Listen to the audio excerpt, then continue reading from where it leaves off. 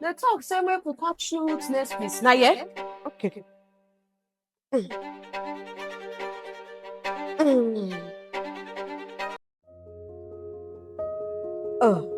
Now you. So you think in your head, hey, I'm going to put on a sophisticated clothes, do makeup, wear bangles.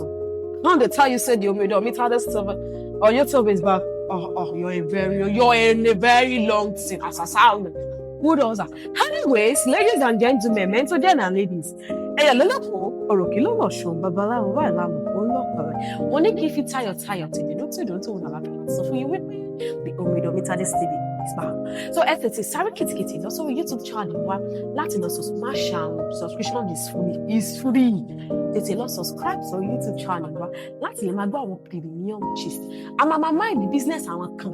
Na ni mind tiwa yeli.